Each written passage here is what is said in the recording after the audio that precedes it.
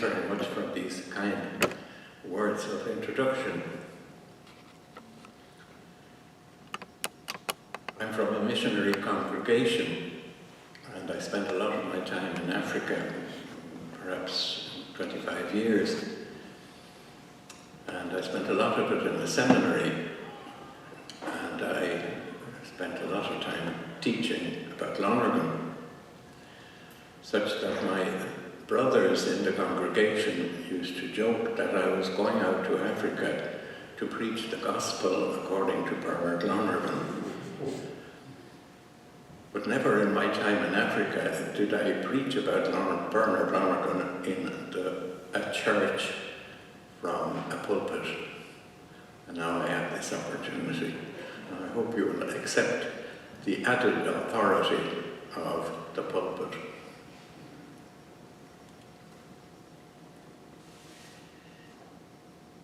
I chose the title, A Journey into Interiority, because of its importance as an entry point into Lonergan studies, and at the same time, a stumbling block for many aspiring students.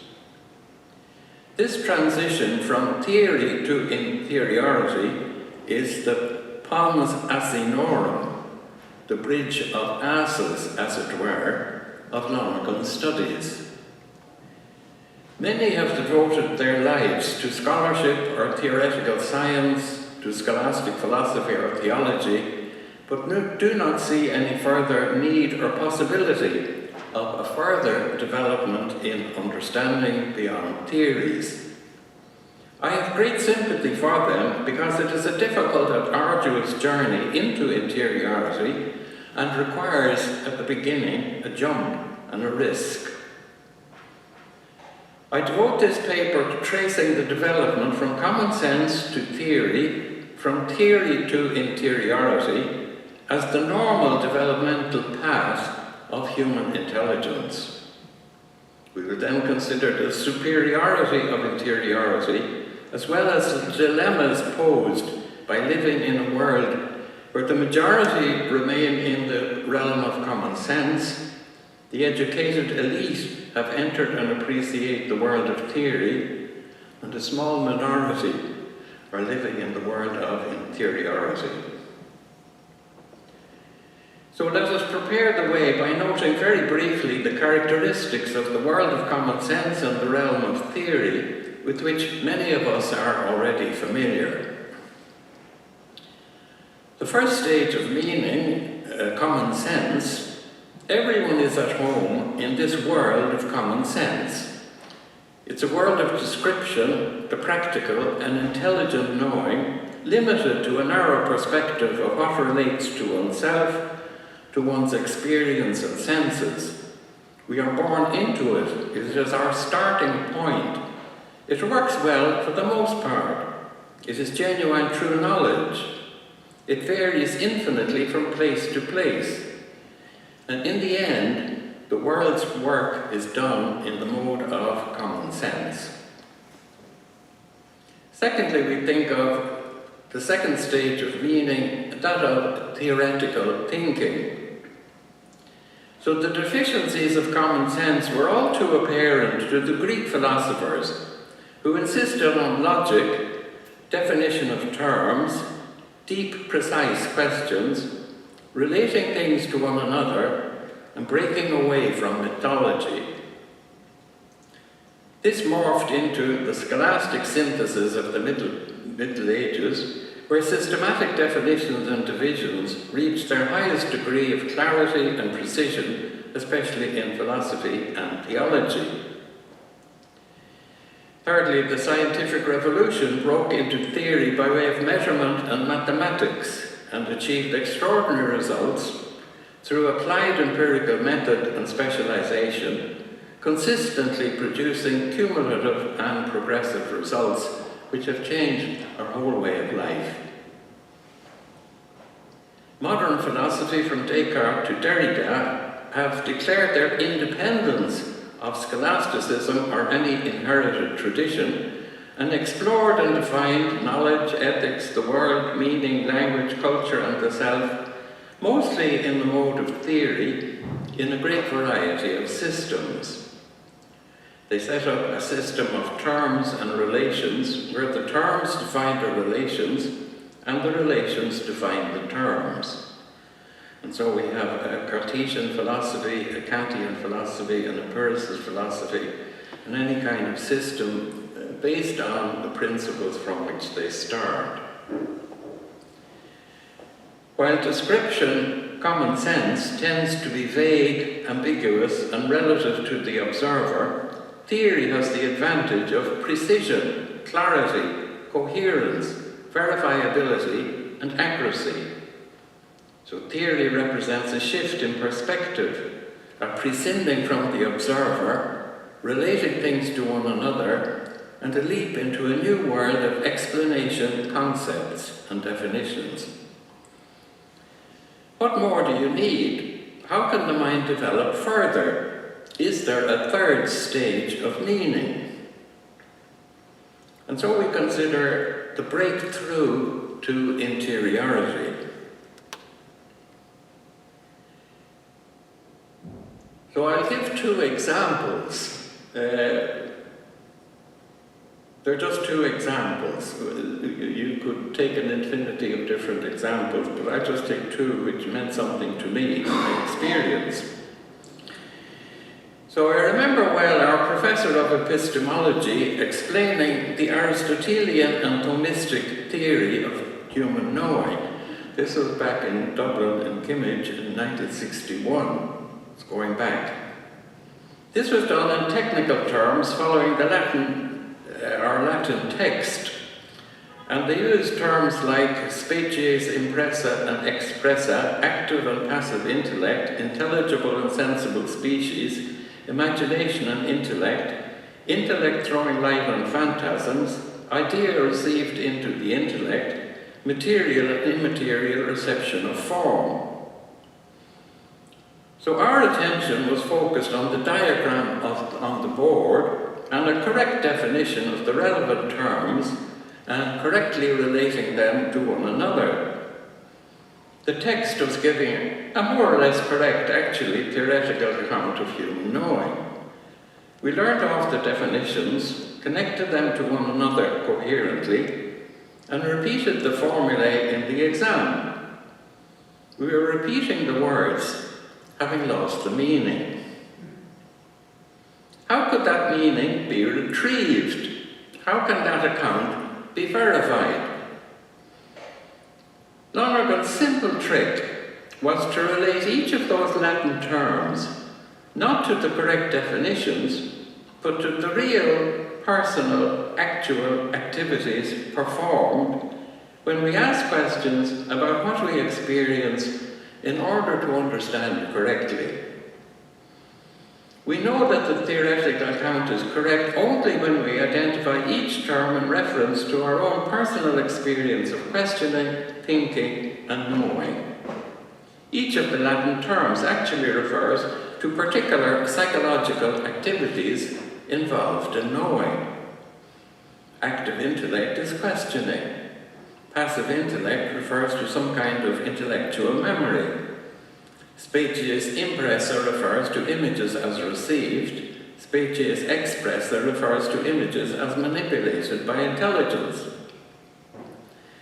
It is a move from a metaphysical account of knowledge to a psychological account of what we do when we try to understand. We ask questions about what we have experienced so that ideas can emerge from images and so that ideas can be formulated into concepts, and so we can ask, is this true or correct? Grasp the sufficiency of the evidence for the affirmation of the conclusion. This represents a switch from definitions on the board or in a book to our own data of consciousness, one's own experience, one's own intellect, and how it works. It is our entry into interiority. My second example is from James Joyce's Ulysses. Ulysses tells a story of a day in the life of Leopold Bloom. who woke up, had his breakfast, went for a walk, attended a funeral, had some drinks with his friends, and then returned to his wife. So how did Joyce fill 600 pages on such a meagre plot? Because he was describing Leopold's inner journey of feelings, fantasies, recollections, reactions, hopes and dreams, musics, musings, in great detail. He did so using all the resources of language, poetry, rhythm, style, and irony. He did it humorously, accurately, and beautifully. He was talking about what was going on in his mind during this day's little plot. One can imagine, and it is only an imagination, Lonergan reading, I'm not sure if he read Ulysses, but he was familiar with stream of consciousness, and perhaps saying to himself, I could do the same. But instead of focusing on dreams and fantasies and distractions, I will focus on the intellect, the question, the process of understanding and reaching conclusions. And so he was able to write 800 pages identifying a sequence of activities needed to solve a problem, illustrated the process by many applications to various fields, analyzed the nature of human knowing, gave a sketch of what we know when we do that, gave some direction how a human being should behave, and illustrated the need for a transcendent dimension to all human endeavor.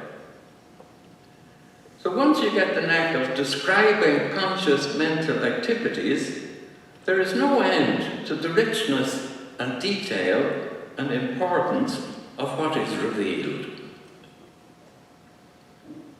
So the way into interiority, illustrated, I hope, by these two examples, is to attend to the activities of one's own mind, to identify each activity in the sequence, to distinguish activities from content, to recognize the stream of activities as a sequence, becoming intimately familiar with the imperatives, the levels, the products, the images and the ideas, the feelings and the fantasies. My favorite quote from Insight is on the importance of appropriation. If I quote, "On the contrary, the point here, as elsewhere, is appropriation. The point is to discover, to identify, to become familiar with the activities of one's own intelligence. The point is to become able to discriminate with ease and from personal conviction between one's purely intellectual activities and the manifold of other existential concerns." This shift to appropriation, to describing the activities of your own mind, is the entry point as well as the stumbling block to entry into the third stage of meaning, namely interiority. To read Lonergan as if he were a theorist relating concepts to one another is missing the point.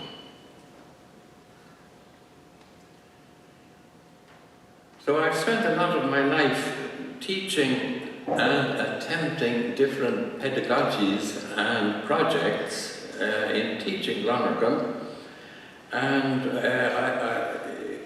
one could of course write a whole book on pedagogy according to Lonergan, but I'll just make some remarks.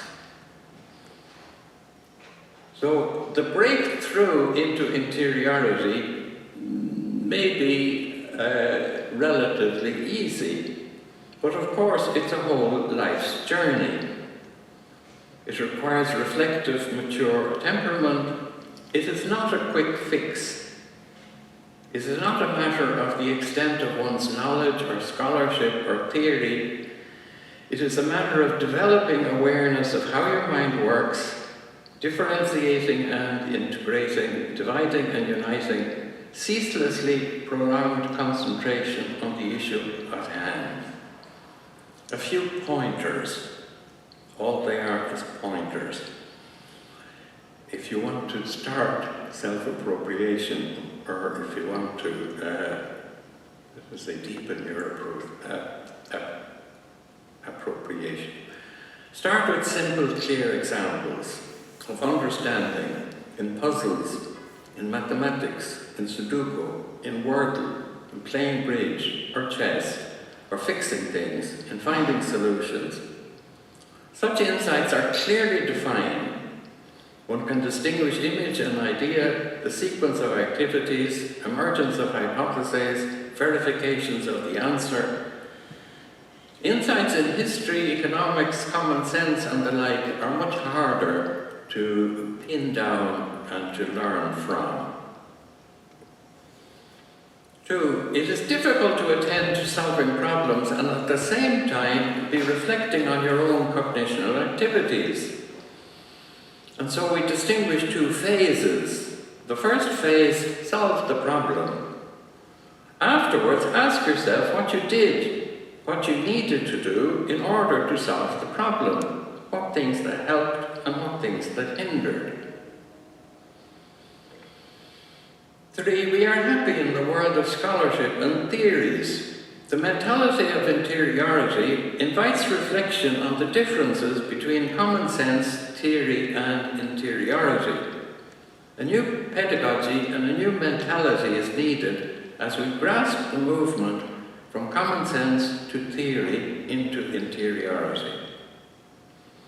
Another way of putting this, point 5, is that we are moving from the data of sense to the data of consciousness. Here in Seton Hall, we have a group of GEM fellows. You might wonder, what is that all about? It's generalized empirical method.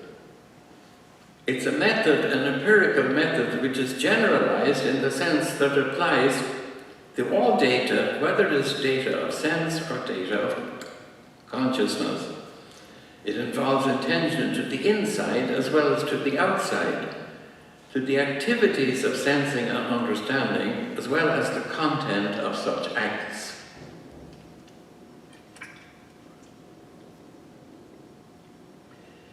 Again, as a life's project, gradually habits of reflection on cognition activity develop. Familiarity with myriad mental activities increases. We distinguish the mental activities that James Joyce reveled in from the more sober intellectual activities identified by Lonergan. Self-awareness will lead to self-understanding, self-affirmation, and self-appreciation. We learn to apply the 4 levels of cognitional activity to understanding ourselves. So if I could outline some of the characteristics, why is this worthwhile? Why is it worthwhile making the effort of self-appropriation? What do you achieve by moving into this self-reflection and this self-awareness and this self-understanding? So I'll just outline a couple of the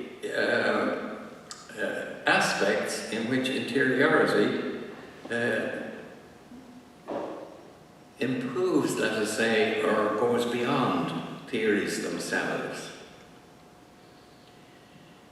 So 1, interiority represents a shift from focus on content to focus on cognitional activities.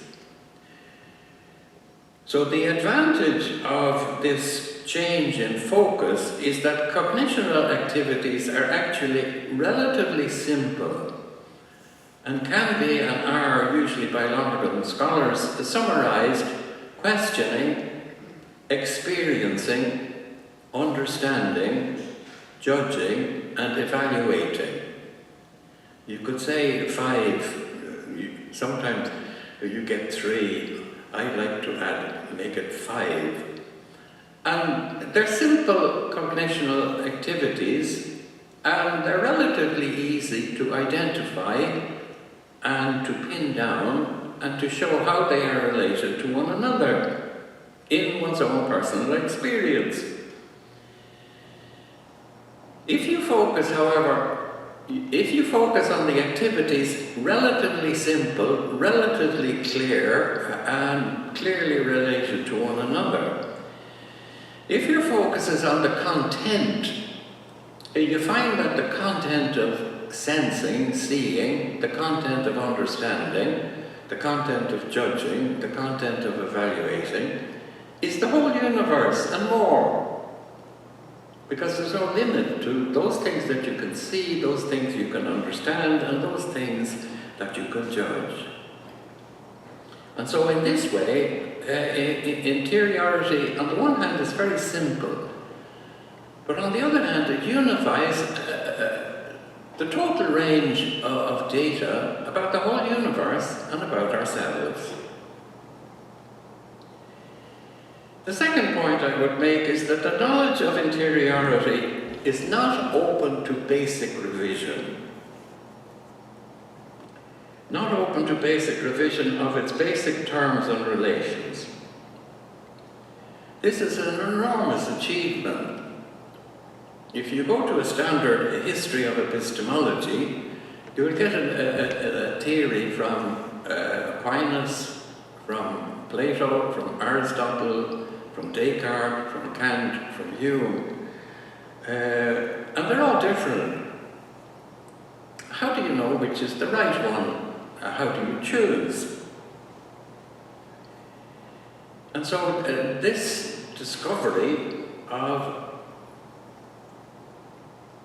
it's not so much a theory, it's an account of human knowing, which is not open to basic revision, is in itself, by itself, an enormous achievement. And a historic achievement of 2,500 years of reflection and discussion. Why is it not open to basic revision? To revise an account of experience, understanding, and judging, you have to invoke the very same structure in order to attend to data, think of a new theory, apply it to a range of data, and assert that it's better theory than the previous one. You can revise theories, but you cannot revise human knowing. You cannot change the structure of human knowing and being. Theories of human knowing must be compatible with the performance of human knowing. To revise our account of knowing, you are forced to invoke it in order to reject it. An interiority account of human knowing, not open to basic revision, but it is of course open to further differentiation, clarification, improvement and expression. Foundations are not to be found in propositions and principles, but in performance, in what we do when we know. Interiority is based on performance, while theoretical science and philosophy are based on principles, axioms and definitions, which can be changed. Thirdly, interiority cannot be undermined by new data. It is permanent and stable. In the mode of theory, new data and new discoveries require rejection, expansion, or qualification of existing scientific theories. You can think of astronomy, you can think of particle physics, you can think of the spread of disease, you can think of geology. In most of these sciences, new discoveries are being made, and so old theories have to be revised. The sciences are continually changing their theories and concepts because of the discovery of new data. However, the same thing does not happen in interiority. Interiority invites us to focus on actual cognitional activities. The more we examine the work of scientists and scholars, the more we can confirm that they are actually operating in terms of questioning, understanding, judging, and evaluating. They're following a Lonergan epistemology, even though they may be unaware of the fact. Further, our account of knowing is based on self-appropriation and a psychology of how the mind works. All my life teaching various ethnic groups and various national groups confirms the correctness of our account of the human mind. I never found an exception to the normal process of human understanding as questioning, experiencing, understanding, judging, and evaluating.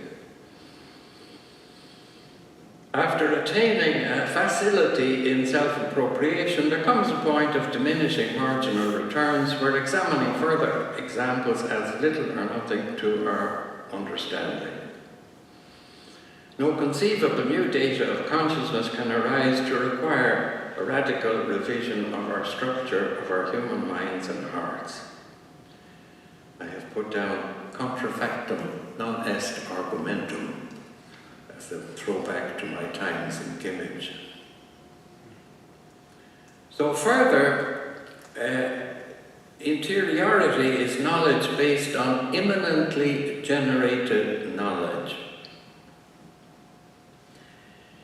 In reaching scientific conclusions, you almost inevitably have to rely on the results of others, the correctness of their tables and instruments, the collaboration of others in observations and experiments, and reliance on a tradition and the principles and concepts of the tradition. It has to be a team effort. However, in self-appropriation, you have direct, immediate, personal access to the data of your own consciousness. You do not have to rely on anybody else. You do not have to appeal to a teacher, an authority, a logic, or a tradition.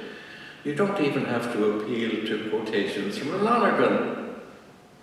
You know for yourself, by yourself, and you know that you cannot be mistaken in the broad lines of your assertions about human knowing.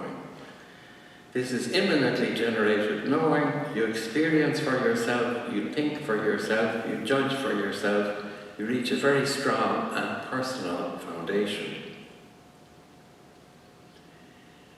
Fifthly, intelligence and intelligent.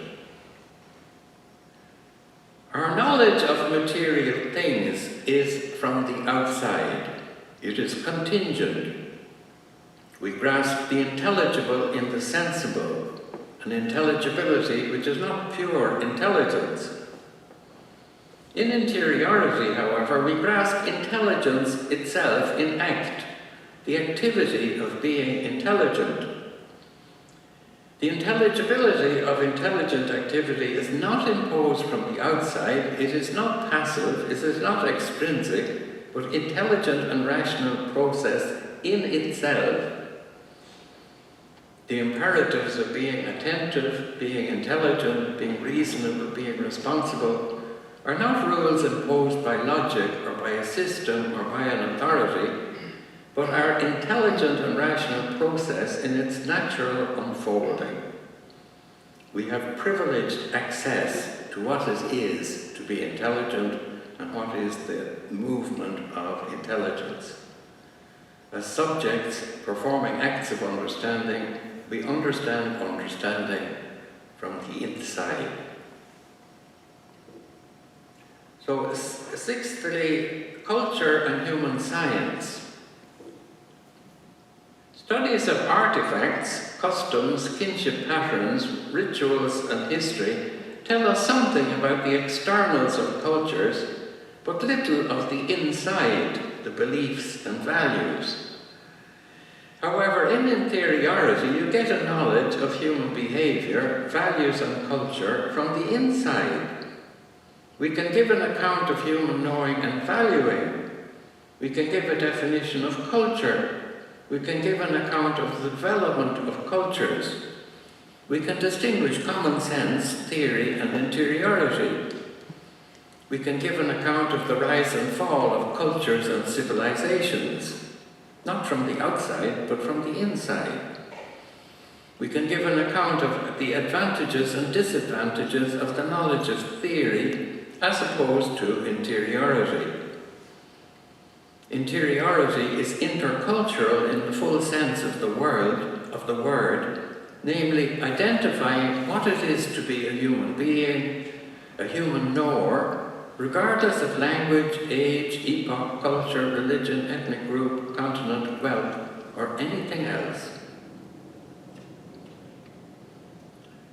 So again, I have it down as number 7, advantages of interiority is that in interiority you can understand misunderstanding. Knowing how our own minds work, and sometimes don't work as they should, we have an entry into other persons' mistakes. Understanding the history of philosophy and theology is a matter of pivoting between direct and inverse insights, understanding what they got right and where they went wrong. But however, even mistaken contributions help in the clarification of a single goal, a worldview of everything.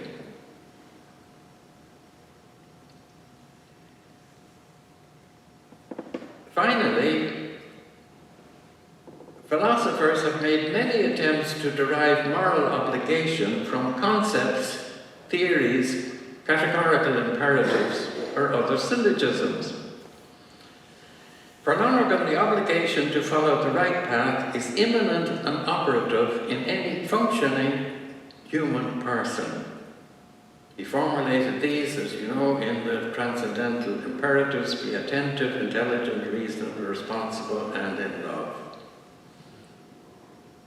Another way of analysis of these is in the notions of intellectual conversion, moral conversion, and religious conversion. In interiority, we can move from observance of laws to formulating judgments of value, and so an ethic founded on value rather than on law. So I have outlined some of the advantages, some of the ways in which a mentality of interiority, the third stage of meaning, far surpasses that of theories and obviously also of common sense. However, a note of caution. Interiority is not for its own sake, it is not an end in itself. It is a withdrawal from concrete practical realities in order to return to solve specific, complex, real problems. Interiority gives the general principle of how a generalized empirical method works, but in the end it necessitates implementation and application. There you are obliged to return to the specialist or the person of sound common sense. Our group here in Seton Hall seem to have formulated an acronym called the ATM. The ATM is not a financial transaction, but is applied transcendental method. Applied transcendental method. The hard part is actually the applications.